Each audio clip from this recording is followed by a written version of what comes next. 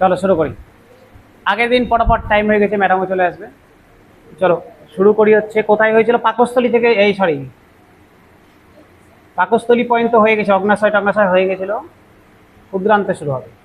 বেশি নাই, অল্প আছে, সে তো 5 মিনিট লাগবে শেষ হয়ে যাবে। ক্ষুদ্রান্ত থেকে শুরু হবে।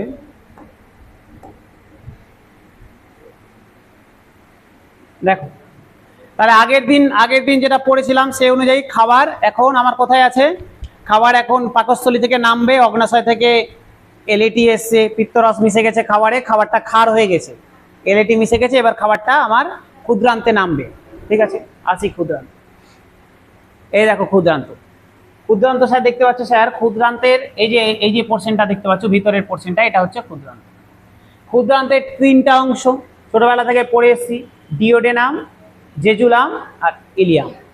একদম উপরে এইভাবে কোশ্চেন আছে, একদম মনে রাখবে, উপরেরটা হচ্ছে ডিওডেনাম, মাঝেরটা হচ্ছে জিজিয়াম, নিচেরটা হচ্ছে ইলিয়াম। ঠিক আছে, 3টা পোর্শন ক্ষুদ্রান্তের, ডিওডেনাম, জেজুনাম আর ইলিয়াম। 3টা পোর্শন, উপরেরটা ডিওডেনাম, তারপরটা জেজুনাম, তারপর লাস্টে হচ্ছে ইলিয়াম। 3টা পোর্শন। ঠিক আছে, এবার খাবারটা পাকস্থলী থেকে, দেখো পাকস্থলী থেকে ক্ষুদ্রান্তে নামছে। আচ্ছা, তোমাকে যদি প্রশ্ন দেয় যে পাকস্থলীর সাথে ক্ষুদ্রান্তের কোন পার্ট কানেক্ট থাকে? ডিওডেনাম কানেক্ট থাকে। ঠিক আছে, কেউ কিন্তু আবার করে দেয় না জিজুনাম কানেক্ট থাকে, ডিওডেনাম কানেক্ট থাকে। ঠিক আছে, কারণ এটাই তো উপরের পোর্শন, এটাই তো কানেক্ট আছে পাকস্থলীর সাথে, ডিওডেনাম কানেক্ট থাকে পাকস্থলীর সাথে। তাহলে পাকস্থলীর সাথে কানেক্ট আছে, খাবারটা এখান থেকে এবার নামলো ক্ষুদ্রান্ত। এবার স্যার ক্ষুদ্রান্তের মধ্যে কি হয়? বলছে সব থেকে বেশি, আমাদের শরীরের সব থেকে বেশি পরিপাক হয় ক্ষুদ্রান্তের মধ্যে। পরীক্ষায় দিয়েছে অনেকবার কোশ্চেন, কোন অঙ্গে সব থেকে বেশি পরিপাক হয়? ক্ষুদ্রান্তের মধ্যে সব থেকে বেশি পরিপাক হয়। ঠিক আছে, পাকস্থলী, লালারস, যাই বলো না কেন, সব থেকে বেশি পরিপাক হয় ক্ষুদ্রান্তের মধ্যে। ঠিক আছে, ভুল করে পাকস্থলী করে দিও না, সব থেকে বেশি পরিপাক ক্ষুদ্রান্তের মধ্যে হয়। তাহলে ক্ষুদ্রান্তে পরিপাক হয়ে গেল, পরিপাক কমপ্লিট ক্ষুদ্রান্তের মধ্যে। এবার দেখো আমার গল্পে আমি তো বুঝে গেলাম সব থেকে বেশি পরিপাক হয় ক্ষুদ্রান্তের মধ্যে। ঠিক আছে, আমরা কি পড়ছিলাম স্যার? এনজাইম পড়ছিলাম না? উৎসেচক নিয়ে গল্প। পরিপাক কে করায়? উৎসেচক করায়। তাহলে ক্ষুদ্রান্তের মধ্যেও কোনো না কোনো উৎসেচক থাকবে। তাহলে ক্ষুদ্রান্তের মধ্যে স্যার অনেকগুলো আছে, যেটা ইম্পর্টেন্ট স্যার তার নাম হচ্ছে ইরিপসিন। ইরিপসিন। তাহলে ক্ষুদ্রান্তে কোন উৎসেচক আছে? ইরিপসিন। ইরিপসিনের কাজ কি? ইরিপসিন প্রোটিনকে ভাঙে। ইরিপসিন কাকে ভাঙে? ইরিপসিন প্রোটিনকে ভাঙে। দেখো প্রোটিন ভাঙা কিন্তু চারটিখানি ব্যাপার না। প্রোটিনকে ফার্স্টে ভাঙলো পাকস্থলী। কে পাকস্থলীর মধ্যে? কে? পেপসিন। ওখানেও প্রোটিন ভাঙলো না, কিছুটা ভাঙলো, তারপরে ভাঙলো কে? ট্রিপসিন। ভাঙলো না? ট্রিপসিন কোথায় ছিল? অগ্নাশয় থেকে বেরাচ্ছিল ট্রিপসিন ভাঙলো, ওখানেও ভাঙলো না। তারপরে আবার ক্ষুদ্রান্তে এসে ইরিপসিন ভাঙলো, এতক্ষণে প্রোটিনকে ভেঙেছে। তার মানে ওই জন্য বলি না মাংস খাওয়া, হজম করা খুব চাপ, এই কারণে চাপ, প্রোটিন সহজে ভাঙতে চায় না। ঠিক আছে, তাহলে ফাইনালি ইরিপসিনে গিয়ে প্রোটিনটা ভাঙলো। এবার এই প্রোটিন রিলেটেড তোমাকে আরো কিছু কোশ্চেন জিজ্ঞাসা করতে পারে। তোমাকে জিজ্ঞাসা করবে যে প্রোটিন, সব থেকে বেশি প্রোটিনকে কে ভাঙে? আমি তো পড়লাম পেপসিনের কথা পড়লাম, ট্রিপসিনের কথা পড়লাম, ইরিপসিনেরও কথা পড়লাম। সব থেকে প্রোটিনকে বেশি ভাঙে পেপসিন, যেটা পাকস্থলীতে থাকে। পেপসিন সব থেকে, তোমাকে পরীক্ষায় দেবে নিচের কোন উৎসেচক প্রোটিনকে ভাঙে? অপশনে পেপসিন দেওয়া আছে, ইরিপসিন দেওয়া আছে, ট্রিপসিনও দেওয়া আছে, তুমি কিন্তু পেপসিন নেবে। ঠিক আছে, সব থেকে বেশি ভাঙে পেপসিন। আর আলটিমেট সবগুলো মিলে সব থেকে বেশি পরিপাক হয় ক্ষুদ্রান্তের মধ্যে। হয়ে গেল? হয়ে গেল। এই ক্ষুদ্রান্ত মোটামুটি 23 ফুট মতো লম্বা হয়। ঠিক আছে, লম্বা হয়। দেখো এগুলোই ছোট ছোট জিনিস এখানে দেওয়া আছে।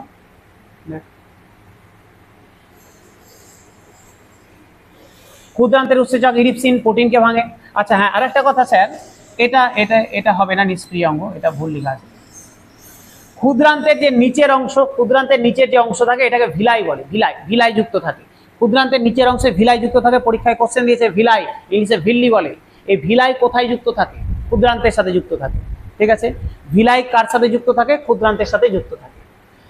তৃণভোজী প্রাণীর ক্ষুদ্রান্ত লম্বা হয়। হ্যাঁ, এটা নিয়ে স্যার 2-1টা কোশ্চেন আছে। দেখবে ক্ষুদ্রান্ত যত মাংসাশী প্রাণীর দিকে যাবে না ক্ষুদ্রান্ত ছোট, যত তৃণভোজী প্রাণীর দিকে যাবে লম্বা। কারণ ওরা কাঁচা জিনিসপাতি খায়, ওদের ডাইজেশনটা বেশি দরকার পড়ে। আমরা তো সিদ্ধ করে প্রেসার কুকারে মাংসকে এমনি গলিয়ে দিচ্ছি। ঠিক আছে, তুমি মাংস গলিয়ে খাচ্ছ, তারপরেও এত ঝামেলা। আর যারা স্যার এমনি আছে, যারা ধরে নাও ঘাস খাচ্ছে, সেলুলোজ খাচ্ছে, ওদের তো, আমরা তো মাংস খাচ্ছি গলে যাচ্ছে, 3 জায়গাতে প্রোটিন ভাঙার উৎসেচক আছে, প্রেসার কুকারে গলাচ্ছি, আমাদের গলে যাচ্ছে। কিন্তু যেসব প্রাণী, ধরো একটা গরু ঘাস খাচ্ছে, ওর তো আর সিদ্ধ করার ব্যাপার নাই, তুমি তার সিদ্ধ করে গরুকে ঘাস খাওয়াচ্ছ না। তাহলে ওরা যে খাবারগুলো খাচ্ছে ওদেরকে ডাইজেস্ট করা বেশি দরকার, ওদের ক্ষুদ্রান্তটা অনেক বেশি লম্বা হয়। পরীক্ষায় কোশ্চেন কেমন দিয়েছে বলো তো?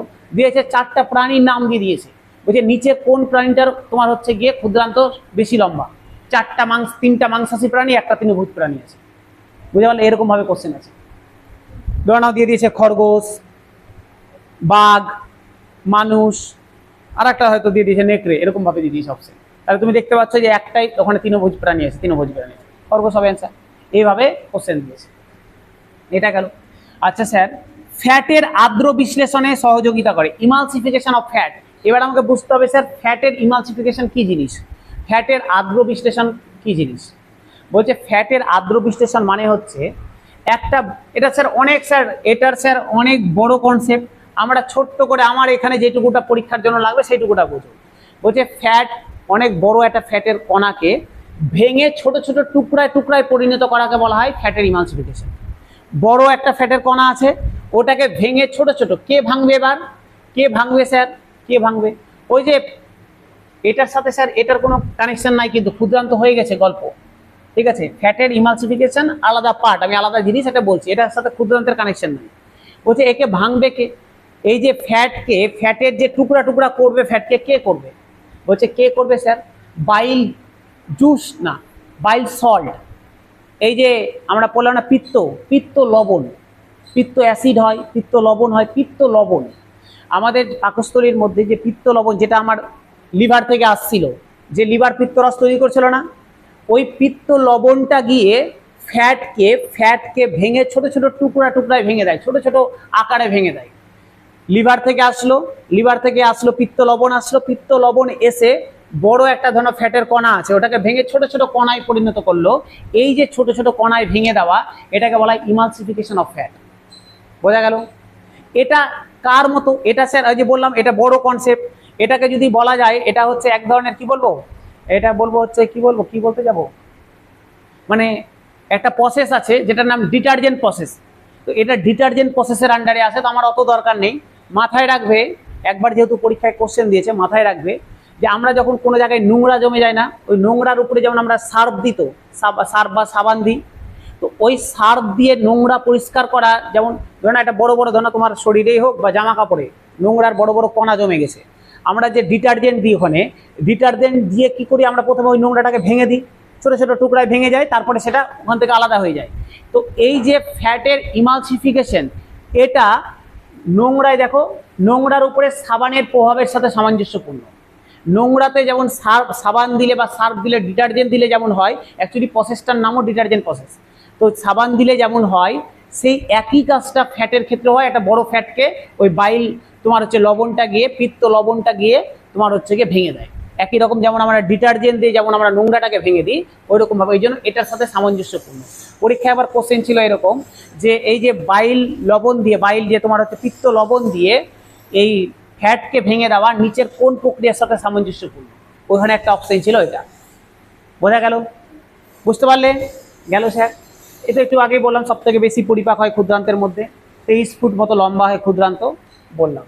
এবার একটু এই স্যার এই যে ইমালসিফিকেশন অফ ফ্যাটকে যে ভেঙে দেয় বাইল জুস, বাইল সল্ট, সেটার একটু ছোট্ট একটু ক্লিপ দেখো।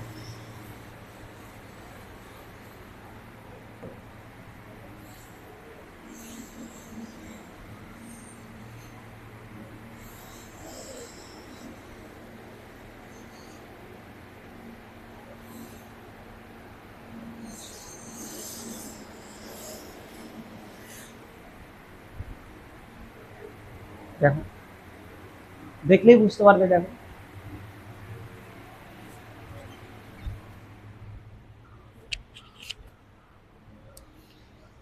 একটু, হ্যাঁ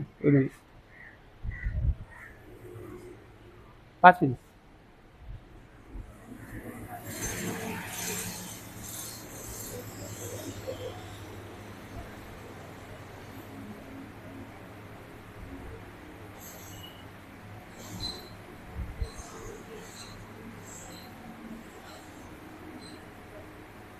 ঠিক আছে, আমার এই ছিল ক্ষুদ্রান্তের গল্প। এবার আসি স্যার বৃহদান্ত্রের গল্প। দেখো বৃহদান্ত্রের গল্প বলছে ক্ষুদ্রান্ত, এই যে দেখো এর ভিতরে কিন্তু ক্ষুদ্রান্ত ছিল, এই ক্ষুদ্রান্তকে ঘিরে এবার আছে বৃহদান্ত্র চারদিকে। স্যার বৃহদান্ত্রের কাজ কি? বৃহদান্ত্রে কি পরিপাক হয়? না, পরিপাক হয়ে গেছে। ক্ষুদ্রান্ত পর্যন্ত আমাদের পরিপাক কমপ্লিট, বৃহদান্ত্রে আর পরিপাক হবে না। তাহলে বৃহদান্ত্রের কাজ কি? ওই পরিপাক হয়ে যাওয়া খাবারটা এবার বৃহদান্ত্রের মধ্যে ঢুকেছে। ঠিক আছে, ঢুকেছে। বৃহদান্ত্র করে কি? ওই খাবার থেকে দ্রবণটাকে, তরলটাকে শোষণ করে। বৃহদান্ত্রের মধ্যে কি বললাম? পরিপাক হওয়া খাবারটা ঢুকেছে। এবার আমি যে খাবারটা খেয়েছি, ভাত খেয়েছি, রুটি খেয়েছি, ওর মধ্যে তো জল আছে, লিকুইড পার্ট তো আছে। ওই লিকুইডটাকে আলাদা করে দেয়, হচ্ছে শোষণ করে নেয় বৃহদান্ত্র। এবার শোষণ করে নিল, যে শোষণ করে লিকুইডটাকে পাঠিয়ে দিল শরীরে, আর বাকি শুকনো খাবারটাকে মল করে বাইরে পায়ু দিয়ে বাইরে বের করে দিল। তাহলে বৃহদান্ত্রের মেন কাজ হচ্ছে খাবার থেকে যে লিকুইড পোর্শনটা আছে সেটাকে শোষণ করে নেওয়া, তরলটাকে শোষণ করে নেওয়া। ঠিক আছে, তো ধরে নাও গেছো বিয়ে বাড়ি, ঠিক আছে, একদম গলা পর্যন্ত খেয়েছো, একদম পেট বৃহদান্ত্রর একদম দম ছেড়ে দিয়েছে বৃহদান্ত্র। তো বৃহদান্ত্র যদি কোনো কারণে কাজ করা বন্ধ করে দেয় বা কোনো ডিস্টার্ব করে, তাহলে এই যে তরলটাকে শোষণ করতে পারবে না কেউ, পারবে না। তো বৃহদান্ত্র তরলটাকে শোষণ করছিল, যদি বৃহদান্ত্র ঠিকঠাক কাজ না করে তাহলে তরলটাকে কেউ শোষণ করতে পারবে না। তরলটাকে যদি শোষণ করতে না পারে তাহলে ওই তরলযুক্ত খাবারটাই বাইরে বেরিয়ে যাবে, তখনই শুরু হয়ে গেল লুজ মোশন, পাতলা পায়খানা। তার মানে লুজ মোশন রিলেটেড যত রোগ আছে সব বৃহদান্ত্র গঠিত রোগ। তোমাকে পরীক্ষায় দিবে কলেরা, কলেরা তোমাকে দিবে ডায়রিয়া, এগুলো কোন অঙ্গের সাথে রিলেটেড? সব বৃহদান্ত্রের সাথে। যত লুজ মোশন রিলেটেড রোগ আছে সব হচ্ছে বৃহদান্ত্র গঠিত রোগ। বোঝা গেল? কারণ ওই তো আলাদা করছিল তরলটাকে, ও কাজ করছে না বলেই তরলটা বেরিয়ে যাচ্ছে। বোঝা গেল স্যার? আচ্ছা, এই বৃহদান্ত্রের সাথেই স্যার ক্যাকাম থাকে, শেষ অংশে ক্যাকাম বলে। এই ক্যাকামের সাথে লিখে থাকে অ্যাপেন্ডিক্স, অ্যাপেন্ডিক্স থাকে। হ্যাঁ, নিষ্ক্রিয় অঙ্গ স্যার অ্যাপেন্ডিক্স। অ্যাপেন্ডিক্স কি? অ্যাপেন্ডিক্স হচ্ছে বাড়তি চাপ বোঝা একটা শরীরে, কোনো কাজ নাই, নিষ্ক্রিয় অঙ্গ।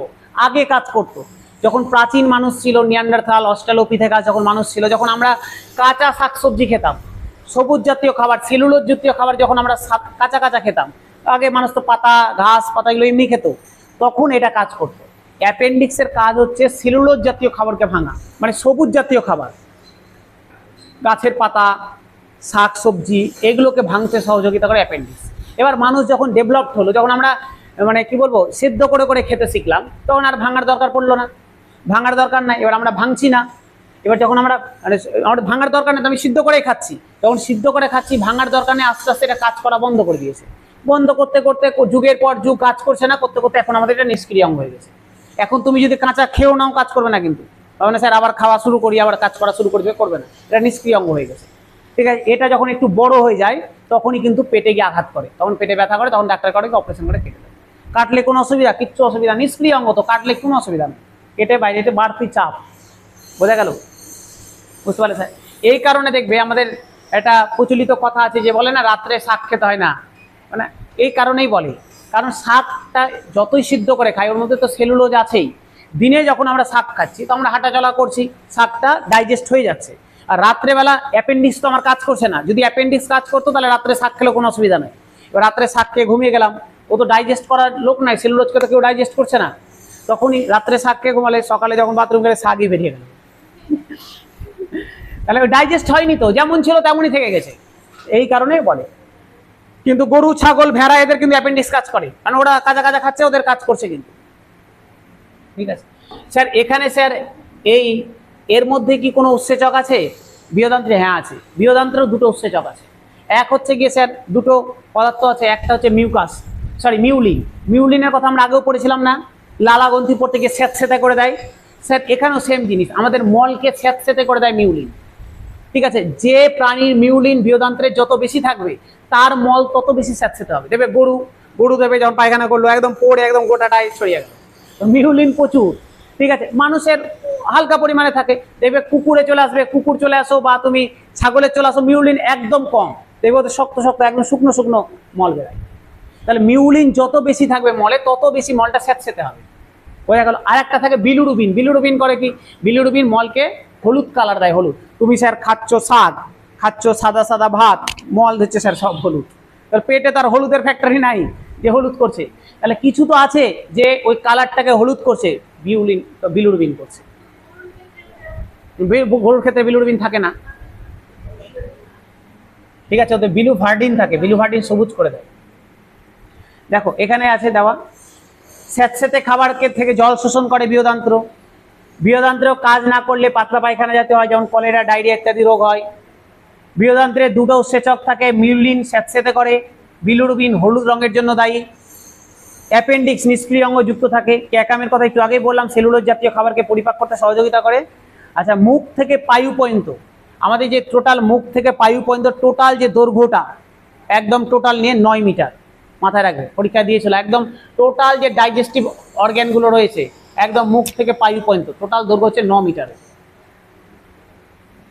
ঠিক আছে, এবার স্যার এটা সুন্দর করে স্যার টোটাল যে ডাইজেস্টিভ সিস্টেম একদম মুখ থেকে শুরু করে বৃহদান্ত্র পর্যন্ত টোটাল যে ডাইজেস্টিভ সিস্টেমটা পড়লাম তার একটা ওভারভিউ দেখে নাও, তাহলে আমার চ্যাপ্টারটা এখানেই শেষ। কিসের না, মোটামুটি একটা অ্যাভারেজ, তোমার জন্য 9 আছে, কারো হয়তো 8.5 আছে, কারো 9.2 আছে, এটা অ্যাভারেজে 9 মিটার টোটালটার উপর একটা ছোট্ট একটা ভিডিও দেখে।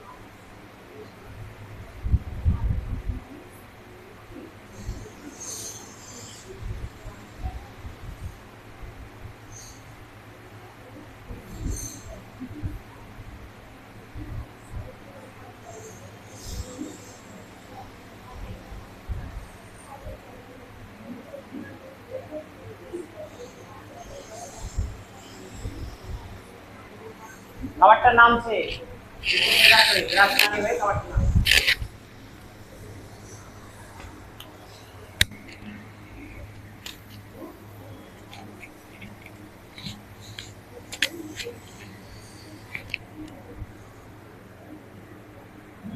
HCl বেরাতে শুরু করলো, হলুদ গুলো হচ্ছে HCl।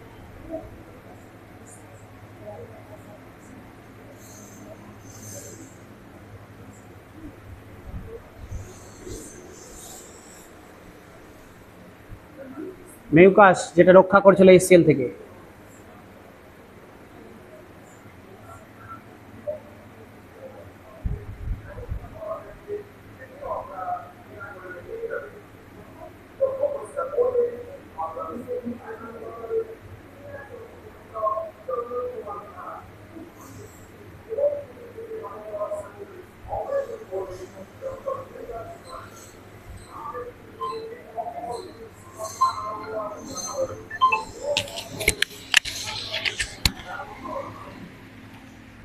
হ্যালো, বলো।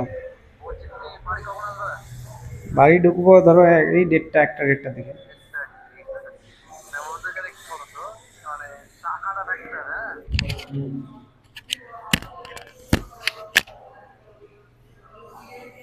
আমি তো তোমাকে তো আমি ক্যাশ দিই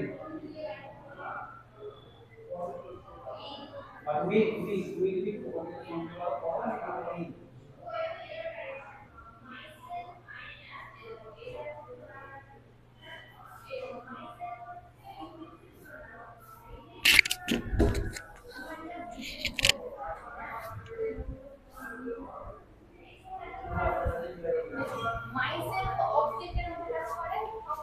ও ফোন করলে নাকি? ফোন করা হলো? হ্যাঁ তো বেরিয়ে গেছে, হয়ে গেছে।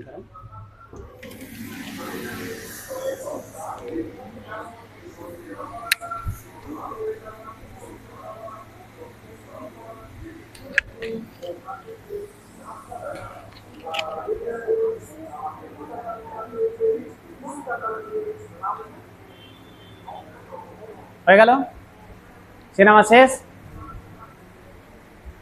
তাহলে এই আমাদের একটা চ্যাপ্টার কমপ্লিট হলো, পরিপাক ডাইজেস্টিভ সিস্টেম। ঠিক আছে, চ্যাপ্টার নিয়ে কারো কোনো সমস্যা সমস্যা নাই তো? বাড়ি থেকে স্যার, বাড়ি থেকে যা করানো হয়েছে এটুকুটা করবে। যদি খুব বেশি পড়তে ইচ্ছা করে, না খুব বেশি পড়বো, 9-10-এর বইটা পড়বে, সব দেওয়া আছে। পুরোনো বইটা, পুরোনো মোটা বইটা, 7টার যে মোটা বইটা ছিল আগের বায়োলজি, পড়বে, সব দেওয়া আছে। তখন পড়িনি, ফাঁকি মেরে এসেছি, তাই পড়বে, দেবে সুন্দর করে সব লেখা আছে ওখানে। ঠিক আছে, বোঝা গেল? চলো, এই চ্যাপ্টার শেষ হলো, পরের দিন কেমিস্ট্রি শুরু করবো। বলো, কবে ক্লাস?